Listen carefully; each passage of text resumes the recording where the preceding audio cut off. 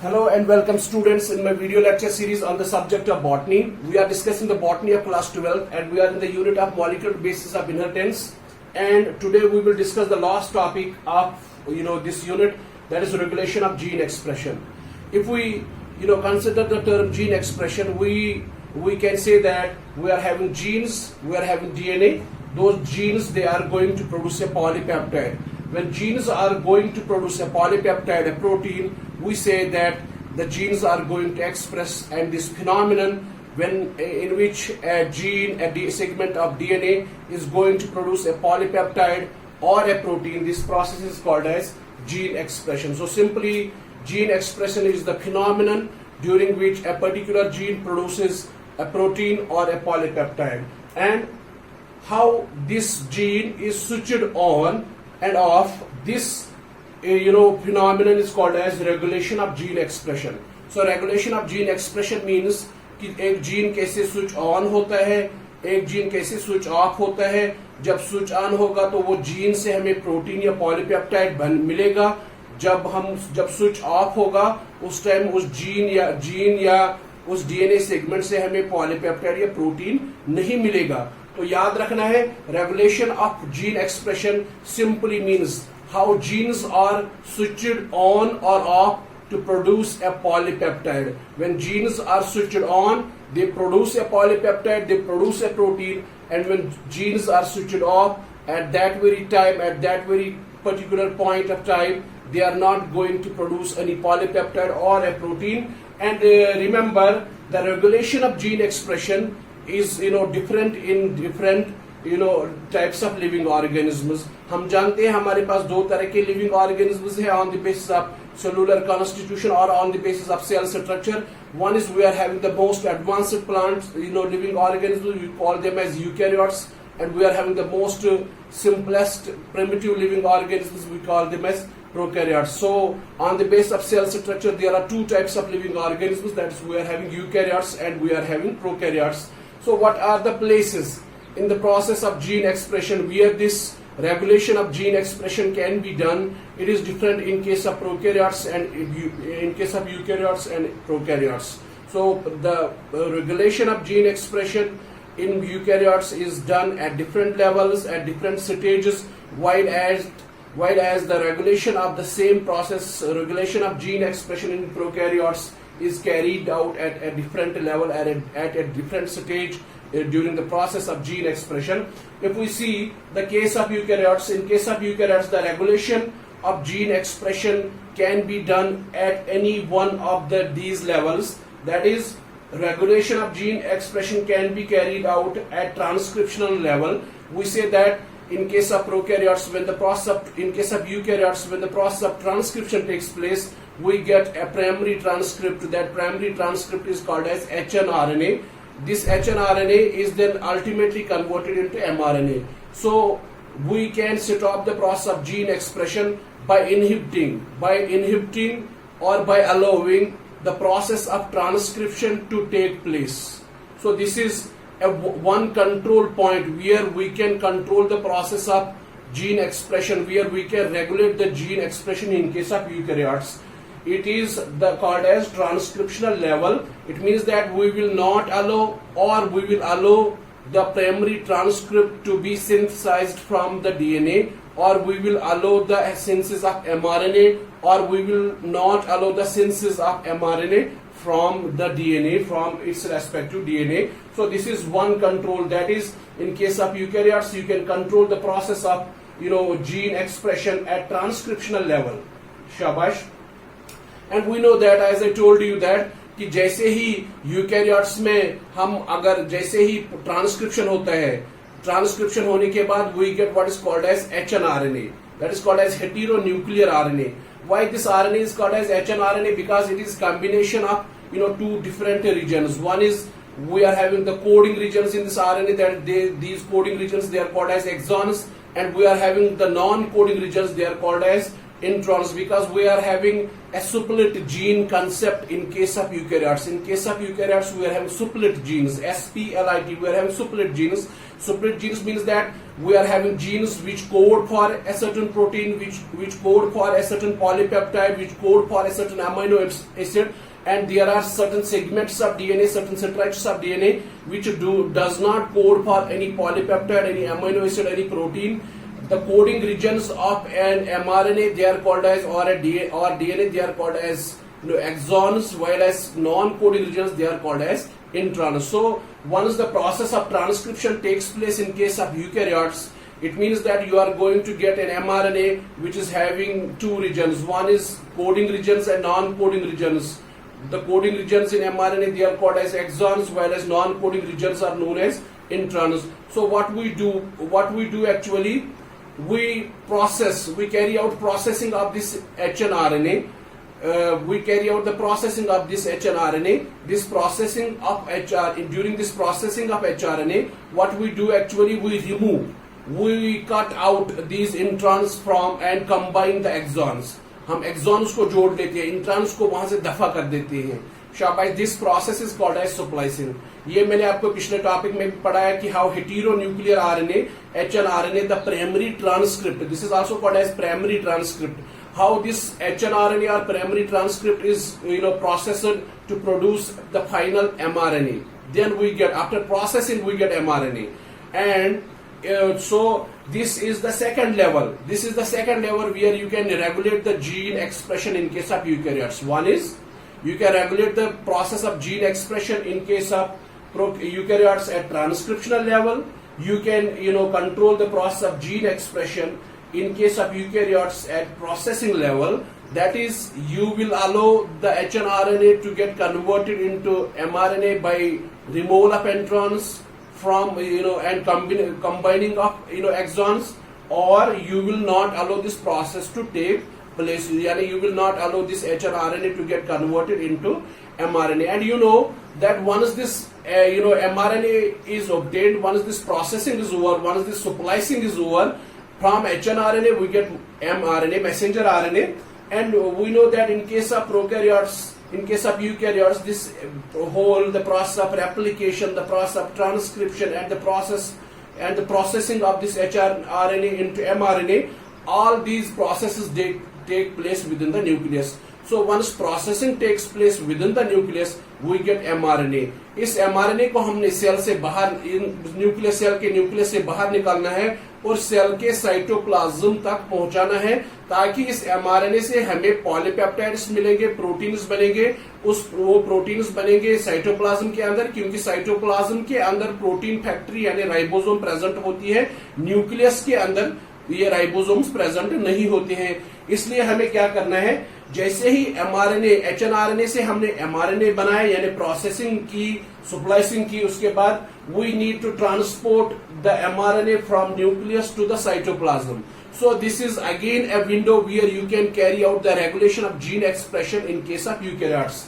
So पहला point है, you can regulate the process of gene expression in case of eukaryotes at transcriptional level. You can regulate the process, regulate gene expression at processing level. That is, you will allow or you will not allow the splicing to take place.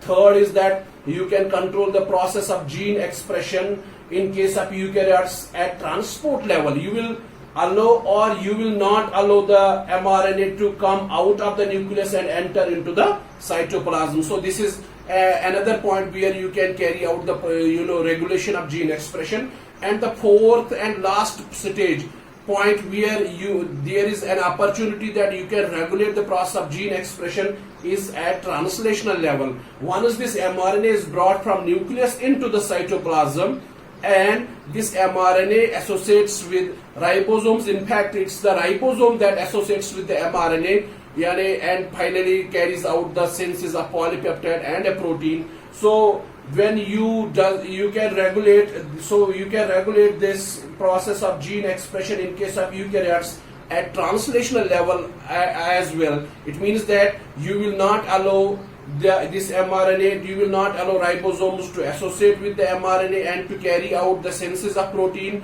or you will allow the ribosomes to get associated with the messenger RNA and subsequently to produce a polypeptide. So remember, we are having 4 opportunities, we are having 4 levels we are having 4 stages in case of eukaryotes, where we can carry out the regulation of gene expression in case of eukaryotes. So regulation of gene expression is the process during which we control the synthesis of. Remember, regulation of gene expression is the process during which we control the synthesis of a polypeptide or a protein from a segment of a DNA or from a gene. And this regulation in case of eukaryotes can be carried out at 4 levels. One is called as transcriptional level, another is at processing level, third you can carry out this regulation at transport level, yani transport of messenger from messenger RNA from nucleus to cytoplasm. You can carry out regulation of gene expression at this level, or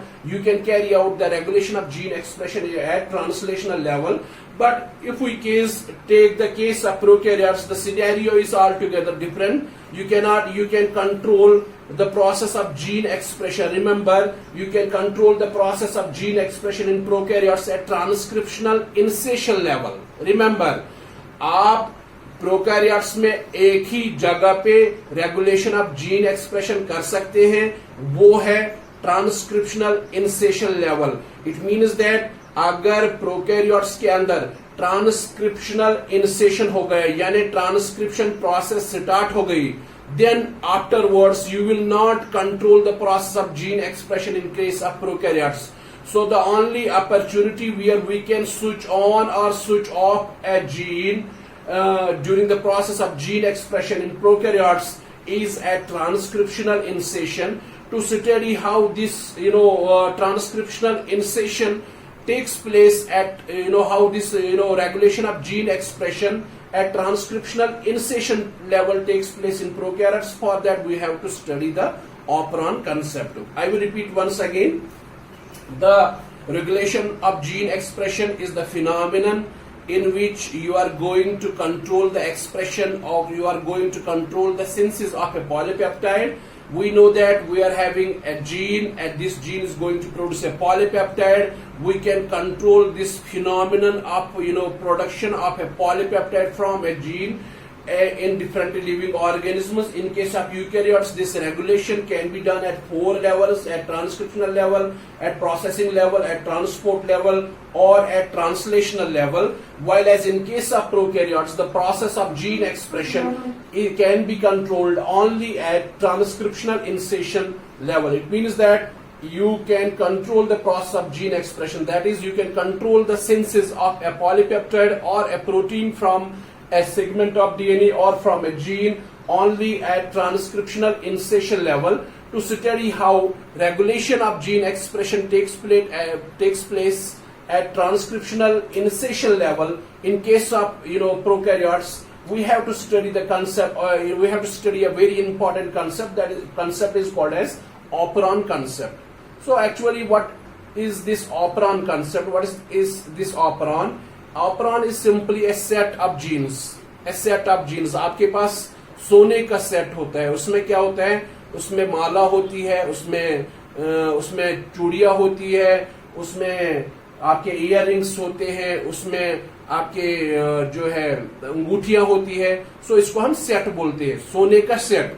सोने के set में आपको different gold items है, इसीलिए मैंने बोला आपको set of jeans. हमारे पास एक सेट है, लेकिन उसमें डिफरेंट तरह के जीन्स है. जिस तरह गोल्ड बॉक्स के अंदर डिफरेंट तरह के गोल्ड ऑर्नामेंट्स हैं, इसी तरह हमारे पास एक सेट ऑफ जीन्स है, उसमें डिफरेंट तरह के जीन्स है, जीन्स होते हैं, याद रखना. तो मैं आपको समझा रहा हूं इस तरह. ऑपरॉन क्या होता है? Operon simply a set of genes होते हैं that work together, that function together, जो एक इकट्ठे काम करते हैं to control a metabolic pathway, to control the synthesis of a polypeptide. Because असल में क्या होता है कि मैं आपको बताना चाहता हूं कि जीन हमें एक्सप्रेस, कब ये जीन एक्सप्रेस होता है, कब जीन एक्सप्रेस नहीं होता है, it depends upon A number of conditions. One, it depends upon metabolic conditions, it depends upon physiological conditions, it depends upon what is called as environmental conditions. For example, मैंने आपको बताया the process of gene expression depends upon a number of factors. ये process of gene expression जो है ये काफी सारे factors के ऊपर डिपेंड करती है। ऑपरान स्टडी करने से पहले मैं आपको बताता हूं कि जीन एक्सप्रेशन चाहे यूकैरियोट्स में हो, चाहे प्रोकैरियोट्स में हो, चाहे किसी भी लेवल पे हो, ये जीन एक्सप्रेशन जो है, regulation of gene expression, it is under the control of metabolism, it is under the control of physiology, it is under the control of environment. For example, मैं E. coli की बात करूंगा, Escherichia coli की बात करूंगा, मैं prokaryotes की बात करूंगा। प्रोकैरियोट्स या E. coli में अगर देखा जाए कि प्रोकैरियोट्स जो है उनमें क्या होता है कि अगर E. coli बैक्टीरिया को आप मीडियम में, कल्चर मीडियम में लैक्टोज प्रोवाइड करोगे, लैक्टोज जो है हम जानते हैं ये लैक्टोज एक डाइसैकेराइड है, तो ये डाइसैकेराइड है, तो ये बना है गलैक्टोज और ग्लूकोज का। Lactose is a disaccharide made up of गलैक्टोज and glucose. आपने ई कोलाई को कल्चर किया, आप उसको ग्लूकोज नहीं प्रोवाइड करते, आप ग्लूकोज के बदले इसको लैक्टोज प्रोवाइड करते हैं। लैक्टोज एक डाइसैकेराइड है। अब ई कोलाई ने इस लैक्टोज को मेटाबोलाइज करना है, इसने इसको यूज करना है for its own metabolism, for generation of energy, for generation of various within its cell. तो ई. coli क्या करेगी, इस लैक्टोज को मेटाबोलाइज करेगी। उसके लिए क्या होगा, ये ई. coli सबसे पहले एक एंजाइम प्रोड्यूस करेगी, that is called as beta galactosidase. ये लैक्टोज जो है इसको गलैक्टोसाइड भी बोलते हैं, इट्स गलैक्टोसाइड भी इसको बोलते हैं, ये एक डाइसैकेराइड है। तो अब ई. coli एक एंजाइम प्रोड्यूस करेगी, that is called as beta galactosidase. Beta galactosidase क्या करेगी, ये इस लैक्टोज को तोड़ेगी, क्योंकि ये डाइसैकेराइड है, एज सच ई. coli इसको यूज नहीं कर सकती है। तो ई. coli क्या करेगी, ई. coli इसको एब्जॉर्ब करके, इसको लैक्टोज को एब्जॉर्ब करके इसको तोड़ेगी, इसको ब्रेक डाउन करेगी with the help of enzyme, that enzyme is called as beta galactosidase. आगे हम यही पढ़ने वाले हैं।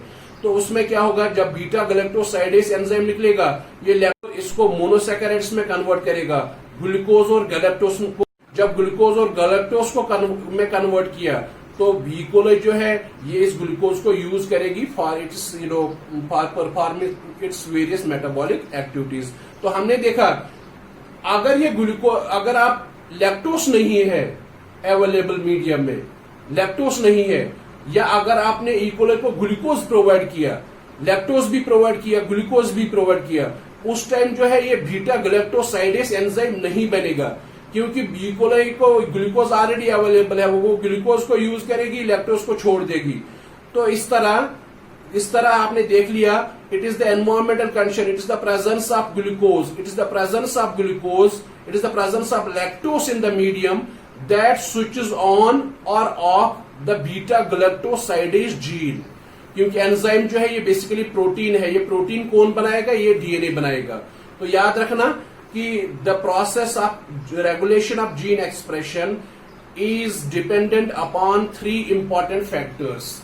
Remember, the process of gene expression is dependent upon three important factors irrespective of the type of living organism. चाहे prokaryotes हो, चाहे eukaryotes हो, regulation of gene expression is carried out is under the control of three important factors. One is it is under the control of metabolism, it is under the control of physiology, and it is under the control of environment. Remember, very three important points, very three important factors which control the regulation of gene expression.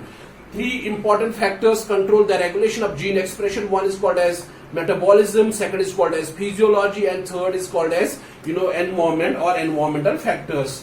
So मैं वापस आता हूँ, मैंने आपको बताया in case of prokaryotes the regulation of gene expression is done at transcriptional insertion level.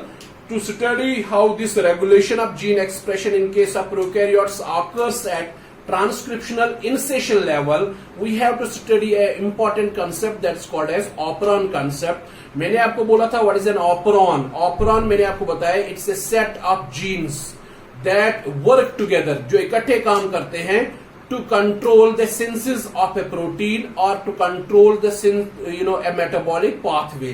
क्योंकि एक gene का काम होता है, ये कंट्रोल करता है एक मेटाबॉलिक पाथवे को।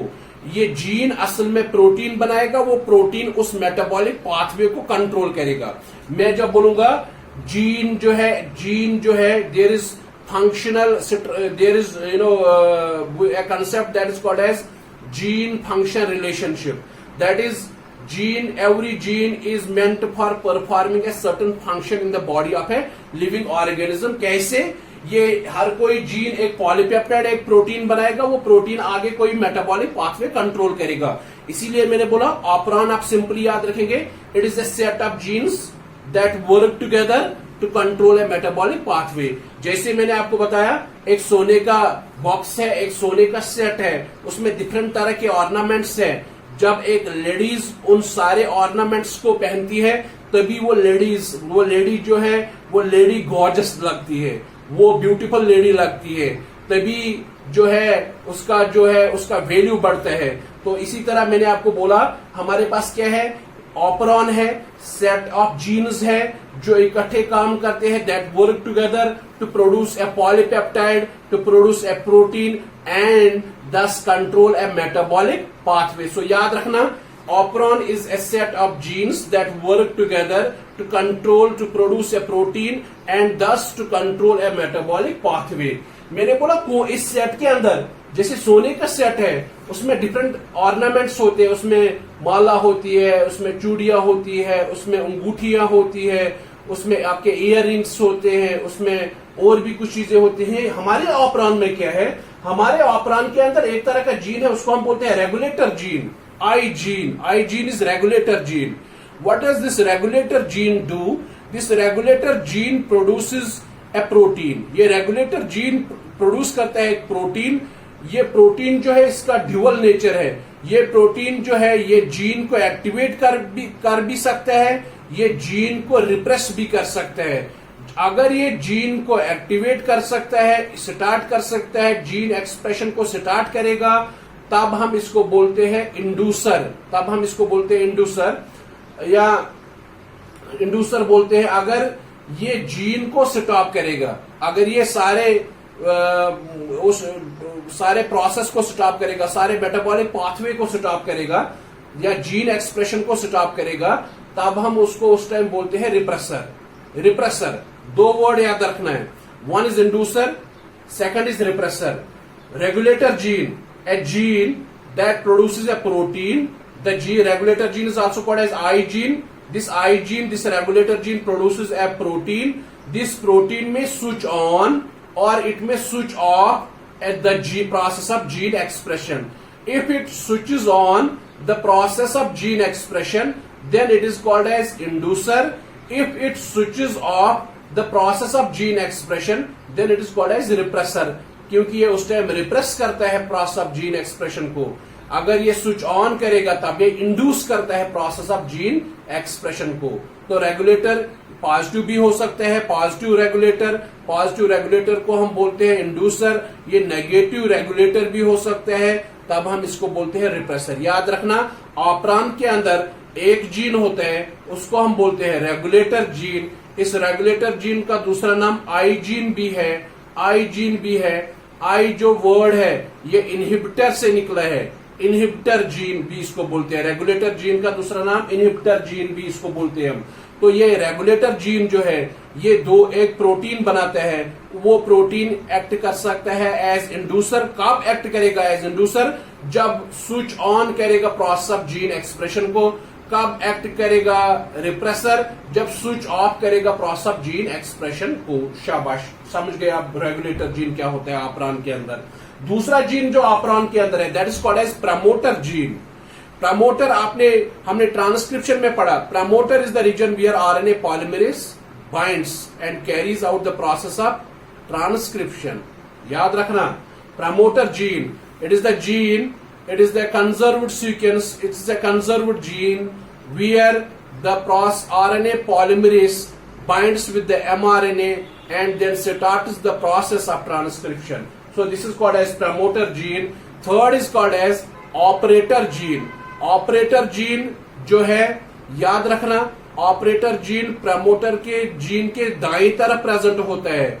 और ये ऑपरेटर जीन बहुत इंपॉर्टेंट है. मैंने आपको बोला रेगुलेटर जीन जो है ये प्रोटीन बनाता है. वो प्रोटीन्स एक्ट कर सकते हैं रिप्रेसर, वो प्रोटीन्स एक्ट कर सकते हैं एक्टिवेटर, वो एक्टिवेटर भी एक्ट कर सकते हैं अगर वो स्विच ऑन करेंगे जीन एक्सप्रेशन को, वो रिप्रेसर एक्ट करेंगे अगर वो स्विच ऑफ करेंगे जीन एक्सप्रेशन को।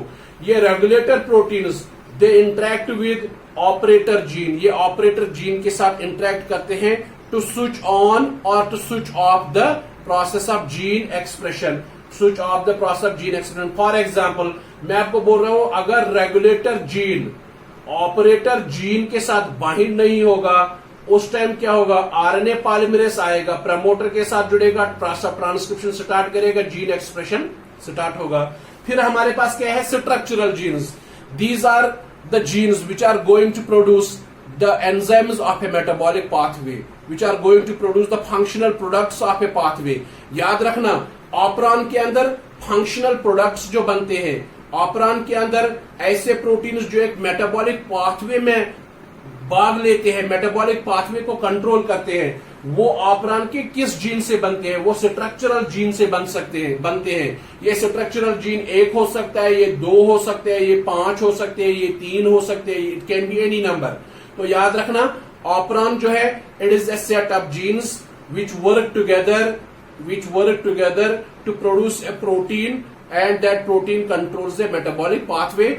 That is why आपके टेक्स्ट में लिखा है operon is a set of set of genes that work together to control a metabolic pathway through the synthesis of proteins or polypeptides। याद रखना हर किसी operon के अंदर हमारे पास रेगुलेटर जीन होता है, आई जीन होता है, प्रमोटर जीन होता है, ऑपरेटर जीन होता है, स्ट्रक्चरल जीन्स होते हैं। तो ये ऑपरॉन्स जो है प्रोकैरियोट्स में ऑपरॉन यूकैरियोट्स में ऑपरॉन कंसेप्ट एप्लीकेबल नहीं है। ऑपरॉन्स जो है operons are always present in case of prokaryotes. Remember eukaryotic gene expression जब होता है ऑपरॉन, वहां पे ऑपरॉन कंसेप्ट एप्लीकेबल नहीं है। याद रखना ऑपरॉन कंसेप्ट जो है ये एप्लीकेबल होता है only in case of prokaryotes, और मैं आपको एक और पॉइंट बताऊंगा, जो ये स्ट्रक्चरल जीन्स है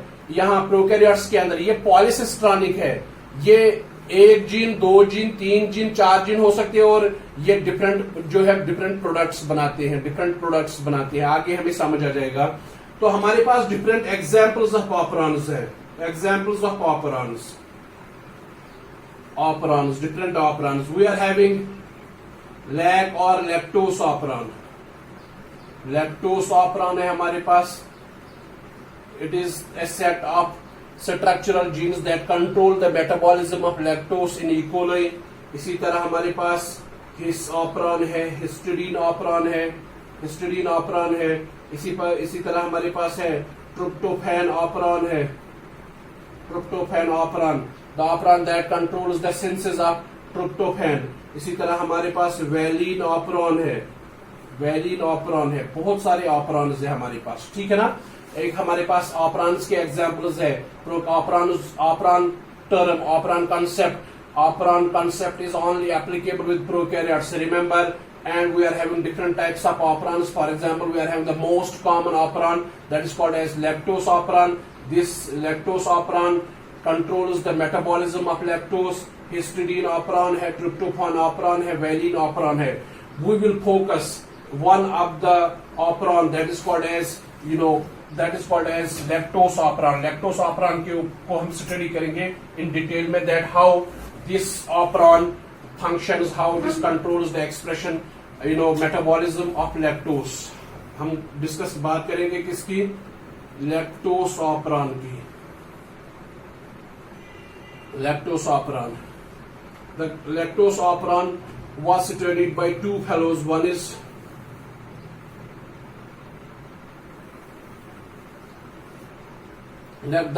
this lactose operon was discovered by 2 scientists. One is Jacob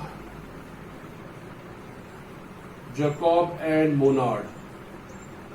Second scientist was Monod. One is Jacob, another is Monod.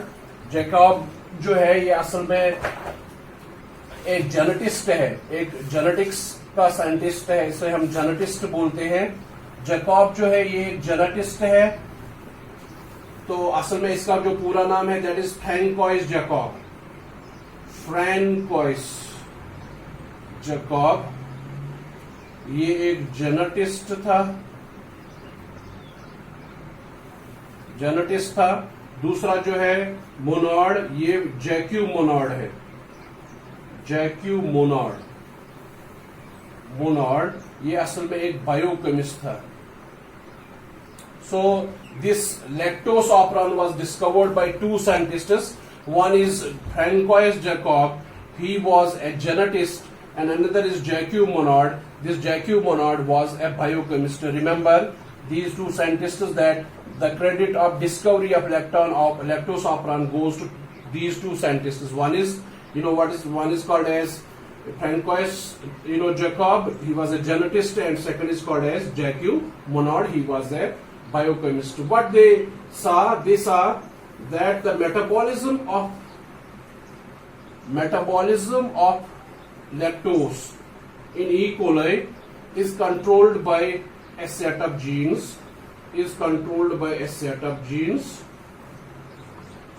And those genes they called them as operon. What genes are there in an operon? So every gene has a promoter. Remember, every gene has a promoter. Then we are having, this is promoter is the site where RNA polymerase binds, and then we are having this gene, regulator gene का मैंने आपको दूसरा नाम बताया, ये आई gene है। फिर हमारे पास एक और प्रमोटर है। फिर हमारे पास क्या है, प्रमोटर के बाद हमारे पास क्या है, then we are having operator, this is operator, then we are having structural genes,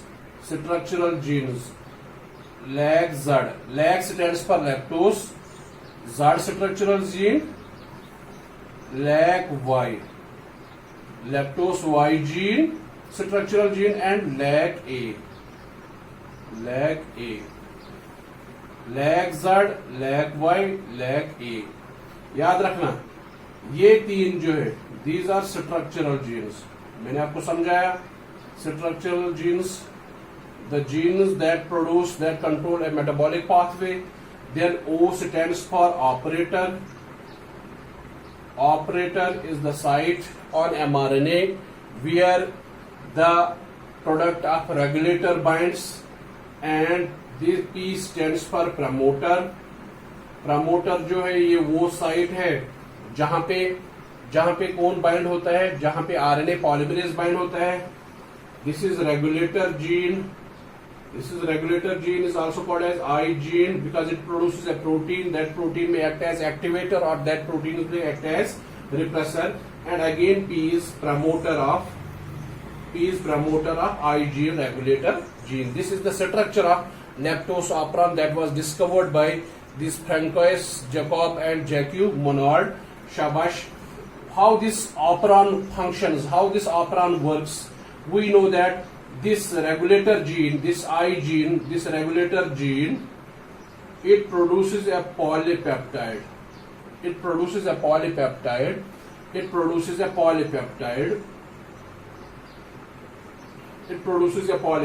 Or we will study it like that. We are having दो केसेस हमारे यहाँ पे है। एक हमारे पास लैक्टोस अगर प्रेजेंट होगा,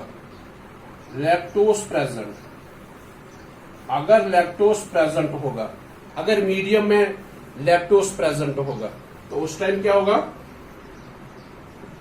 या पहले हम देखेंगे अगर लैक्टोस एब्सेंट होगा। If lactose is absent, we will study this lactose operon under two cases. One is if lactose is absent, then we will study if lactose is present. We will take the first case. If lactose is absent, lactose absent है।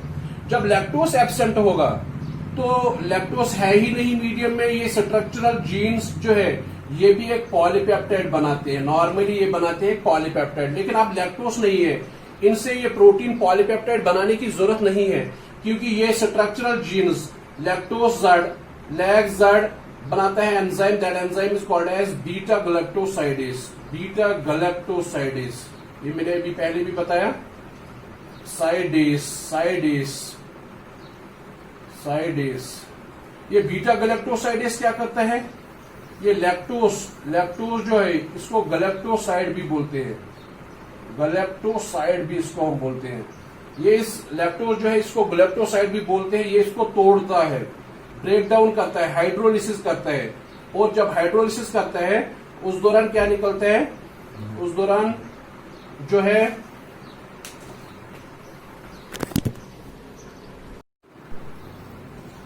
तो जहां तक ऑपरान का ताल्लुक है, lactose operon का ताल्लुक है, ये वो ऑपरान है जो कंट्रोल करता है metabolism of lactose in E coli.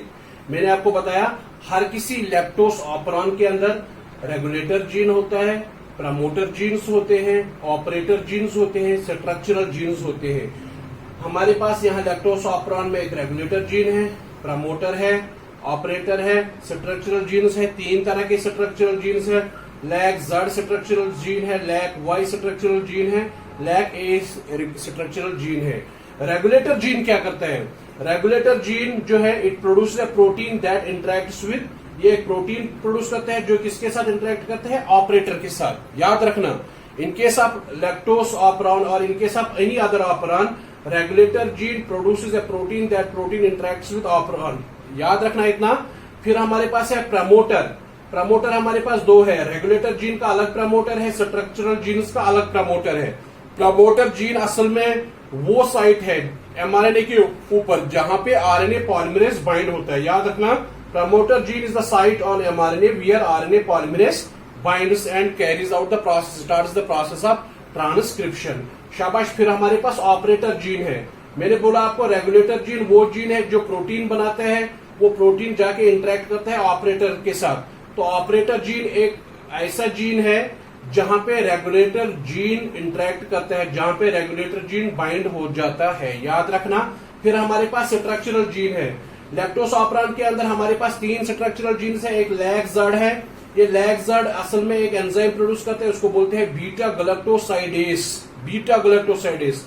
ये बीटा गैलेक्टोसाइडेस लैक्टोस को तोड़ता है, लैक्टोस की हाइड्रोलिसिस करता है, लैक्टोस का ब्रेक डाउन करता है। क्योंकि मैंने आपको बताया पहले ये लैक्टोस का दूसरा नाम है गैलेक्टोसाइडेस, गैलेक्टोसाइड भी हम इसको बोलते हैं। इससे galactoside, lactose is a galactoside. और इसको ये डाइसैकेराइड भी है, ये डाइसैकेराइड है। 2 मोनोमर्स है इसके अंदर, एक मोनोमर ग्लूकोज है, दूसरा मोनोमर इसमें गैलेक्टोस है। तो बीटा गैलेक्टोसाइडेस एंजाइम लैक्टोस को तोड़ता है, लैक्टोस को ब्रेक डाउन करता है, हाइड्रोलिसिस करता है और निकालता है, यहां से रिलीज करता है ग्लूकोज और galactose.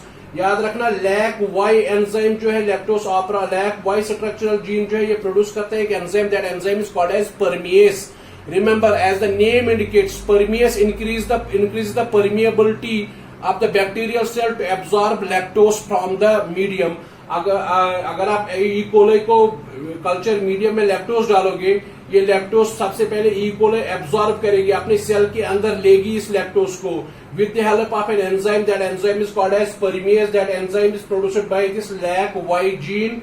Lac Y gene is the structural gene in lactose operon that produces an enzyme that is called as permease. This permease increases the permeability of the bacterial cell to absorb, to intake the lactose from the medium. And lac A is produces an enzyme that is called as acetylase.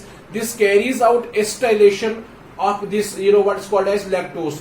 What is the necessity of carrying out acetylation of this lactose? Because when this lactose is taken from the medium, by this E. coli, जब culture media से absorb करती है, E coli intake करती है इस lactose को, उस time, उस दौरान, उस ट्रांसपोर्टेशन के दौरान इस लैक्टोस को कोई नुकसान ना हो जाए, कोई डैमेज ना हो जाए, for that the acetylation takes place. So remember, we are having 3 structural genes in case of lactose operon. One is LAC-Z structural gene. It codes for enzyme that is called as beta galactosidase. This beta galactosidase carries out breakdown of lactose into glucose and galactose.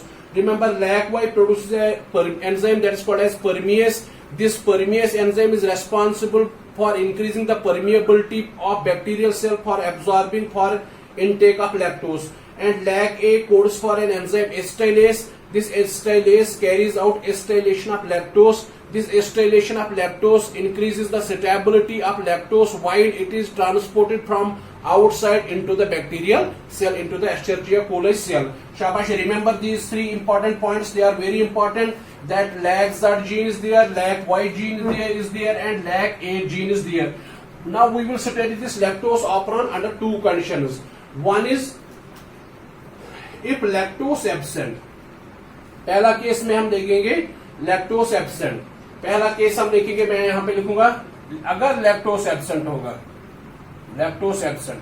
आप मुझे बताइए, मैंने आपको बताया structural genes का काम है, ये एंजाइम बनाते हैं, ये एंजाइम्स बनाते हैं. वो एंजाइम जो है एस्टाइलेशन करते हैं लैक्टोस की, फिर उसके बाद E coli cell, bacterial cell की परमिएबिलिटी बढ़ाते हैं, फिर उसके बाद बीटा गैलेक्टोसाइडेज जब ये लैक्टोस सेल के अंदर पहुंचता है उसको ब्रेक डाउन करता है ग्लूकोज और गैलेक्टोस में.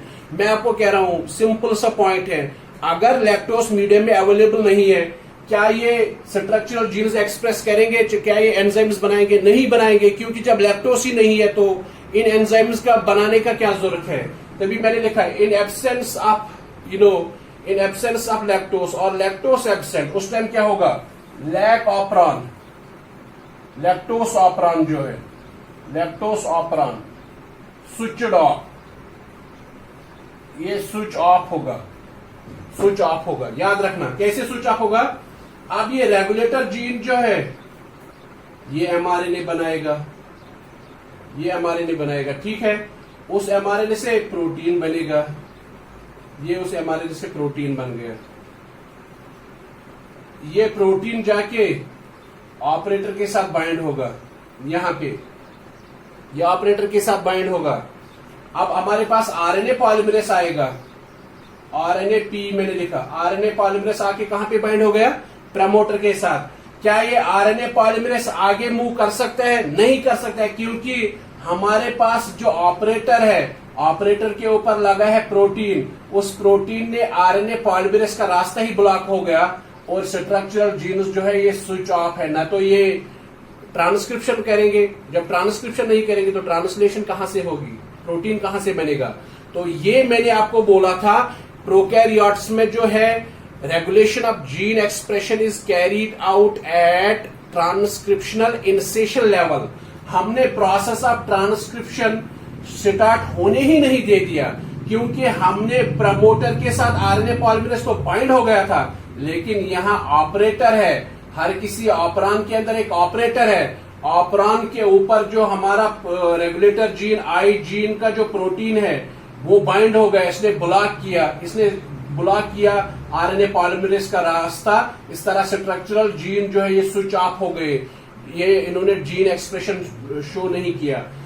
जब लैक्टोस एब्सेंट होगा, रेगुलेटर जीन का जो प्रोटीन है ये एक्ट करता है रिप्रेसर, ये एक्ट करता है रिप्रेसर. याद रखना, जब रेगुलेटर जीन का जो प्रोडक्ट है, यानी रिप्रेसर जो प्रोडक्ट स्टॉप करेगा जीन एक्सप्रेशन को, ऑपरॉन को, तो ऐसे प्रोटीन को हम बोलते हैं रिप्रेसर, ऐसे कंट्रोल को हम बोलते हैं, ऐसे तरह के gene control of gene expression को हम बोलते हैं negative control. Negative control of gene expression, negative control, or this is also called as negative regulation. This is called as negative regulation. याद रखना लैक्टोस जब एब्सेंट होगा, लैक्टोस ऑपरॉन जो है ये स्विच ऑफ होगा. उस टाइम ये एंजाइम्स नहीं बनाएगा, क्योंकि मीडियम में लैक्टोस नहीं होगा.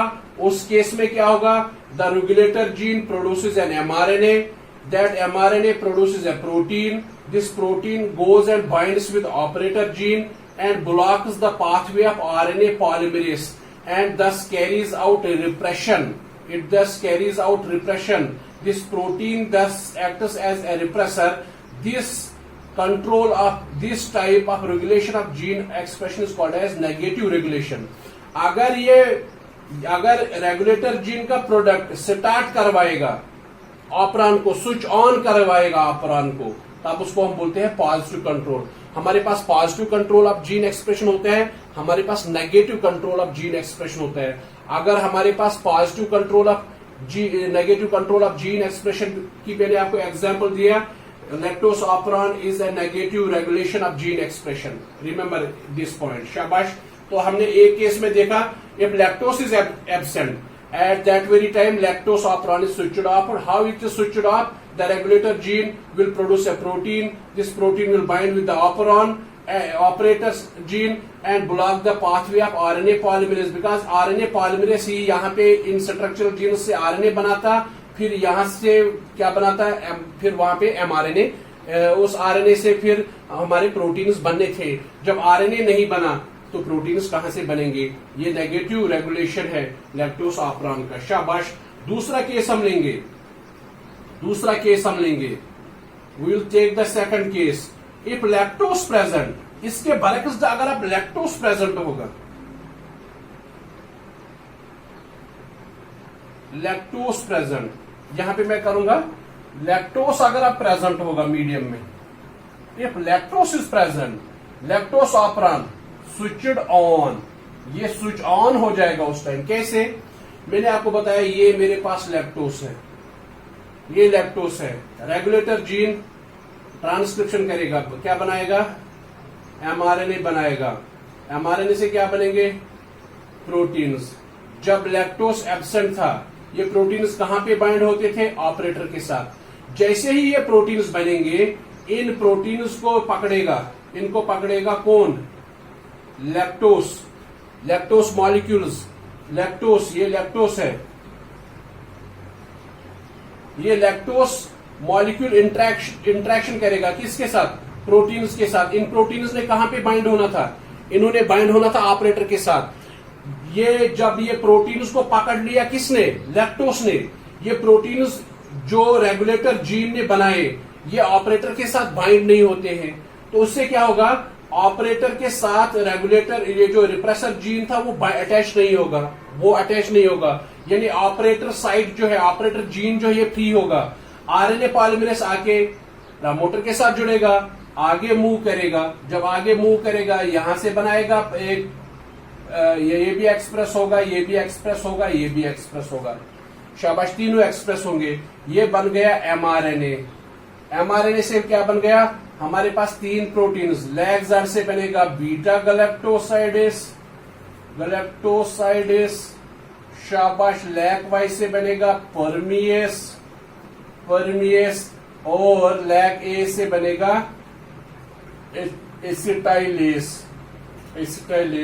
ये बीटा गैलेक्टोसाइडेस क्या करेगा, जो मीडियम में लैक्टोस है उसको ये ब्रेक डाउन करेगा, किसमें, glucose plus lactose, glucose plus galactose में इसको ब्रेक डाउन करेगा। परमिएस क्या करेगा, परमिएबिलिटी बढ़ाएगा, इंक्रीजेस परमिएबिलिटी, किसकी परमिएबिलिटी बढ़ाएगा, बैक्टीरियल सेल की, किसके लिए, फॉर लैक्टोस। एस्टाइलेस क्या करेगा, ये एस्टाइलेशन करेगा, acetylation, it carries out acetylation of lactose. Acetylation of lactose increases the stability of lactose while it is being transported from the medium into the bacterial cell. तो आपने क्या देखा कि हमारे पास रेगुलेटर जीन हमेशा एक्सप्रेस करता था, लेकिन जब लैक्टोस प्रेजेंट है, ये लैक्टोस मॉलिक्यूल रेगुलेटर जीन के इस प्रोटीन के साथ इंटरेक्ट करते हैं, इसको पकड़ के रखते हैं। इस तरह ये ऑपरेटर के साथ बाइंड नहीं होता है। जब ये ऑपरेटर के साथ बाइंड नहीं होता है, आरएनए पॉलीमरेज आराम से स्ट्रक्चरल जीन्स की ट्रांसक्रिप्शन करता है, एमआरएनए बनाता है, उस एमआरएनए से बाद में ट्रांसलेशन होती है आराम से। जैसे आपने देखा, हमने पहले ही बताया, regulation of gene expression in case of prokaryotes can be done only at transcriptional initiation.